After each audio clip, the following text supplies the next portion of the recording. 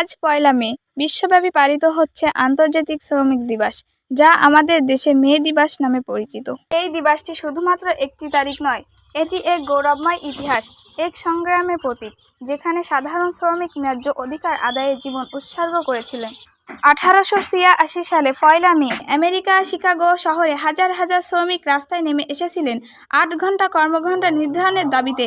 তাদের এই আন্দোলন শান্তিপূর্ণ হলেও পুলিশের গুলিতে অনেকেই শহীদ হন। সেই শহীদের রক্তের বিনিময়ে আজ আমরা বুঝতে শিখেছি, শ্রমিকের ঘাম শুধু কারখানা মেশিন চালায় না, বরং সে গড়ে তোলে একটি রাষ্ট্র, একটি সভ্যতা। শ্রমিক মানে কেবল কারখানা শ্রমিক না, রিকশাওয়ালা, কৃষক, গার্মেন্টস শ্রমিক সকলেই এই দেশের অগ্রগতির অংশ। কিন্তু দুঃখজনক হলেও সত্য, অনেক সময় তাদের কাজে যথাযথ মূল্য, সম্মান ও নিরাপত্তা আমরা দিতে পারি না। মে দিবস আমাদের সেই বোধটুকু জাগিয়ে তোলে, শ্রমিকদের অধিকার, মর্যাদা ও ন্যায্য মজুরি নিশ্চিত করার জন্য। এই দিনে বিভিন্ন দেশে যেমন র্যালি, আলোচনার সভা ও সাংস্কৃতিক অনুষ্ঠানের মাধ্যমে শ্রমিকদের সম্মান জানাই, তেমনি আমরাও প্রত্যয় করি, শ্রমিক নেই তো কিছুই নেই। আমরা যদি সত্যিকারে উন্নত দেশ চাই, তাহলে আমাদের উচিত হবে প্রতিটি শ্রমিকের সম্মান ও অধিকার নিশ্চিত করা, কারণ তাদের ঘামেই গড়ে ওঠে ভবিষ্যৎ।